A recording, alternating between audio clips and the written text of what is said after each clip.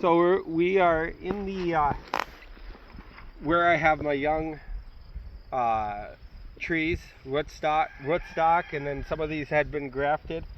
And well, they've all been grafted, and then some of them took, and now I'm going back and I'm bud grafting here in the summer. It's just the end of July.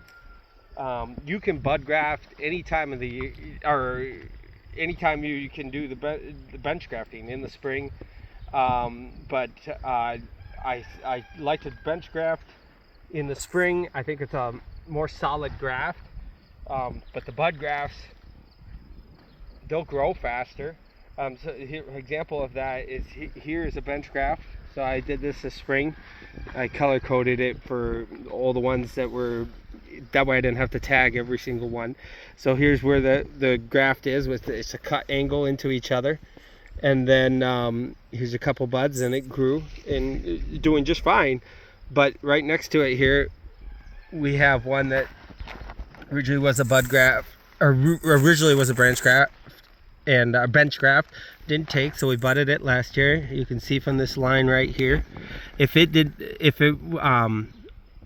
was a rootstock, which I have plenty of them in here, and I'm gonna show you how to bud graft on one of them, you wouldn't see the line down here all the way up. It would just, there'd just be a line right here, and that's how you tell that it's not a bud graft. But this is a taken bud graft. But look at the difference. Yes, this stayed dormant last year, but this is just as big as any of my bench grafts that took last year, and it just started growing this year because I budded it, and it stays dormant for all of that rest of the season. And then in the spring, before it comes out of dormancy, I cut the rest of the tree right here.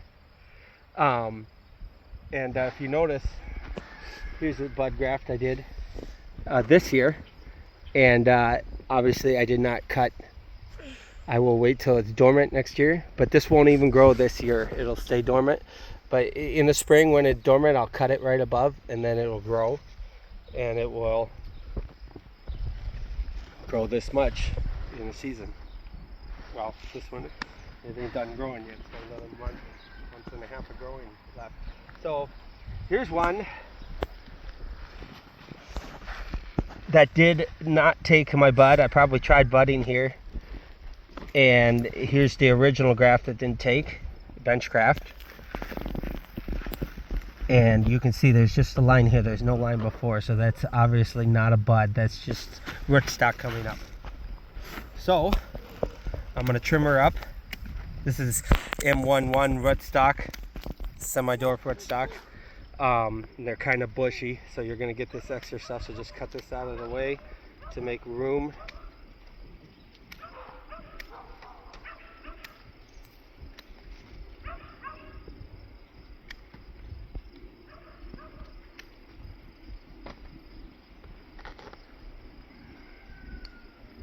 You can get these grafting knives for $10 on Amazon. This one is a $100 knife, and it's hardened steel, and I don't have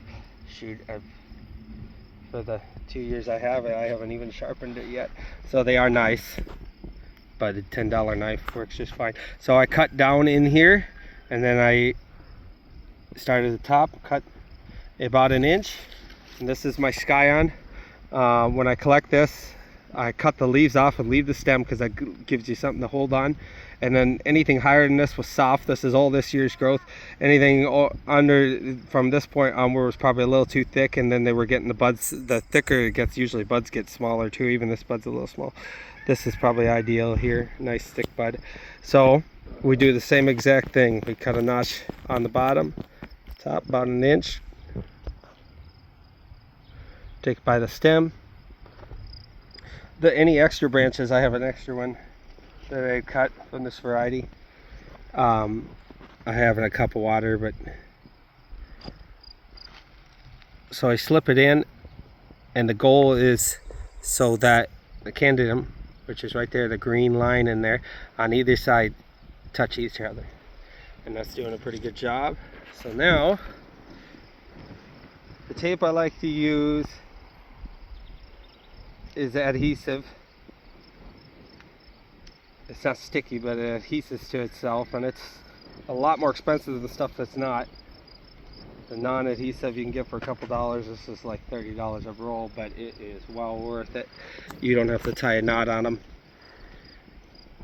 It just, you scratch into it on the end with your nail or whatever, press, and it holds, and it lasts all the way into the next season. Here, we'll adjust it a little bit. There we go. I'm going to go around the stem a little. You can go right over it, but I like that stem to stick out. And that's actually one way of telling if the bud took, because in about a month, if you can come up here and hit that and it falls off, your bud took. So yeah, you can leave that bud loose, but if you do tape over the top of it, not a big deal. It will go through this tape. So then I just scratch it on the end there with my nail, like that. And that's all there is to it.